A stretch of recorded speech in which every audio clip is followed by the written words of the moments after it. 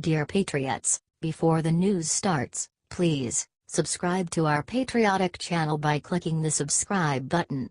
Give us a thumbs up to this video. Don't forget to leave your opinion below in the comments section. Share the news on Facebook and Twitter so you friends see it. Thank you. Traitor. What Paul Ryan just said during a secret meeting will have Trump furious.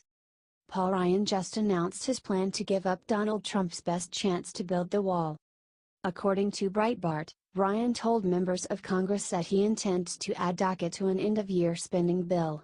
The comments came during a meeting that was closed to the press, but his plan leaked shortly after the meeting ended.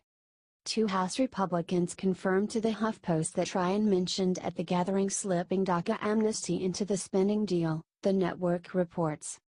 When Donald Trump announced the impending end to DACA, he did so under serious legal pressure. His predecessor started the program illegally and several attorneys general were about to launch a legal battle against DACA that the White House would surely lose. So Trump ended the program, but promised to bring it back as long as his demands were met. Just this week, Trump claimed that he would support a DACA deal if it included funding for his border wall. But Paul Ryan wants to give that bargaining chip away. He would doom Trump's immigration agenda in the process. Comment MAGA and share if you support Donald Trump over Paul Ryan. The past has indicated that Ryan will support our president if we demand it. We must demand it now.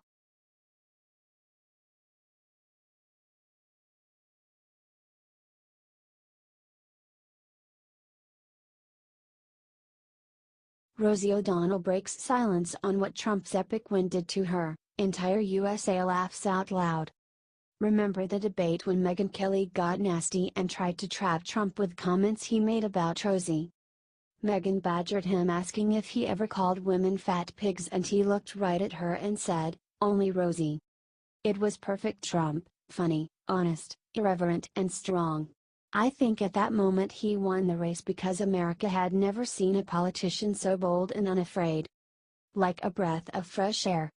When Trump won and Hollywood and the media went numb, a few like Rosie promised to leave the country. With bated breath we waited but they never left. Just stayed around popping up to bash Trump on occasion before they go back under their rocks. But one Hollywood celebrity has been quiet. Rosie O'Donnell. Besides a few Trump-bashing tweets she has not spoken in public on what Trump's win did to her. Until now. In an interview with W Magazine, Rosie reveals the depth of her despair. It was a severe shock to my entire essence and my beliefs in the order in the world. And to think that the man who had abused me so viciously and with impunity for over a decade was now running the country. You abused him too, you holier than thou fake martyr. She continued. I haven't done any interviews since he's been elected. I haven't been on television doing interviews since he's been elected. It has taken me a full year to integrate the reality of him being a president in a way that I don't come across as either so full of rage that no one can hear my words, or so sad that I can't articulate the level of pain. It didn't work. You still sound bitter. I did a lot of therapy. I wasn't in shock anymore, as much as I am devastated, disappointed, disheartened, and depressed by the reality of it. I wasn't in pure panic mode like I was that day and that week. There are people who tell me, oh, it's going to be another year, another 2 years, and I seriously worry whether I personally will be able to live through his presidency, and whether the nation will be able to live through it and survive. I thought you were moving, Rosie. You have money, pack it up and go to France or Canada or whoever will have you. And make it snappy. HT the Blaze.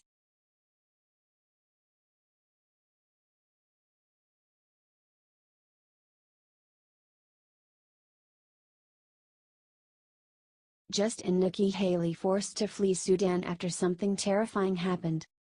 Nikki Haley was forced to flee Sudan after a visit to a camp for displaced people went awry, according to CBS News.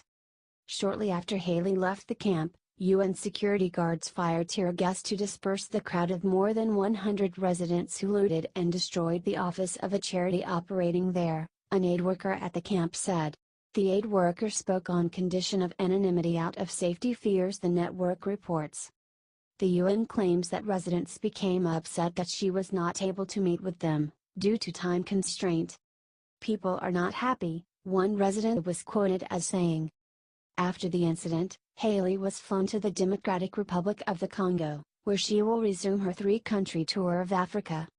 The scary incident follows Haley's increasingly fierce rhetoric against the international community.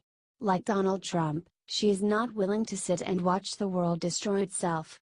She is demanding action, and she did in Sudan right as the riots broke out. Haley said she warned CARE that the U.S. no longer trusted South Sudan's government and was no longer prepared to wait for change. She did not give details, according to the CBS report. Comment, stay safe, and share if you're happy to see Nikki Haley safe and sound. Her toughness might get her in trouble, but she's doing it to keep America, and the world, safe.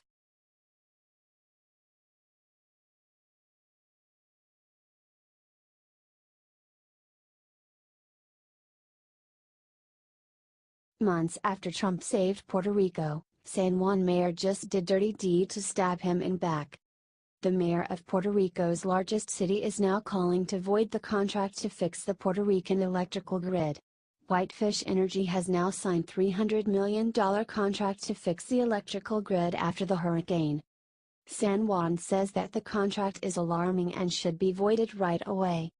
It seems like what the Puerto Rican people are going to be paying for, or the American people are going to be paying for, is an intermediary that doesn't know what is at stake here and that really has to subcontract everything. What we need is somebody that can get the job done and that has the expertise to get the job done. This woman is going to single-handedly try and ruin all the efforts that have gone into saving her country. That's just plain sad. Share this to get this to our president. They need to be warned that there are snakes in the grass in Puerto Rico. What else could you expect from a Democrat?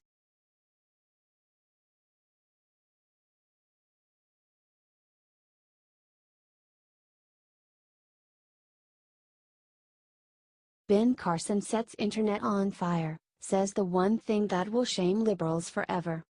Ben Carson just hit back hard at his liberal critics. Hard. And there are a lot of them. Because the left is jealous of Ben's success, of his story, of his past, everything, because Ben destroys the phony narrative that the Democrats have been crafting behind the nanny state. Ben is opposed to it because he, unlike Nancy Pelosi, knows what the heck he is talking about. He lived through some tough times and in some rough places, and he knows what it takes to come out the other side intact. When he was named Housing and Urban Development Secretary by Trump, the left went nuts. Said how could Trump pick Ben for such an important position? They asked what his qualifications were, but Ben just stayed quiet and went about the business of transforming that failed agency with a dose of good American ingenuity. According to the Free Beacon, Ben was speaking at the Hills Newsmaker Series event when he was asked about the hardest part of his new position. What were some of the obstacles that you saw? He was asked. Was it maybe not thinking outside the box, that idea that you just raised? Have you changed the mindset at HUD? Carson said HUD was run like most other government bureaucracies and detailed how that is a soul-crushing existence for all involved. Full of useless rules and regulations and petty nonsense. Turf wars and politics and pensions were what drove the workers, not the actual job of making people's lives better. And that is the problem with the Democrats. They have failed so miserably they have given up on new ideas. So Carson said he has started small and made HUD start to look towards the end goal, not look at the small rules and regulations that stifle innovation. Then he was asked about his critics, and Ben said, "When I first came, a lot of people were saying, but you're a doctor, so you can't possibly know anything about housing, how can you possibly run HUD?" He looked into the camera and said the one thing that will shame liberals forever. You know, people are so stupid. Correct, and by that he means you liberals. Share if you agree with Dr. Carson.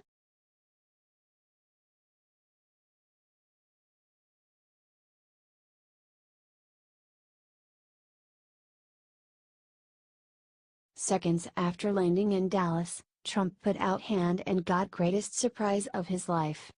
Trump has arrived in Dallas today to attend a campaign fundraiser. He is going to be raising millions for the GOP re-election fund. Trump is extremely popular in Texas. You can see it written on the faces of everyone that showed up to the airport to greet him. Watch the incredible thing he does when he walks up to this crowd. God bless our president. These are the videos that the media doesn't want people seeing. It makes him look too good. Let's fight the lamestream media together by sharing this video so much that they cannot hold it back. Do you think our president is doing a good job? Sound off below, y'all.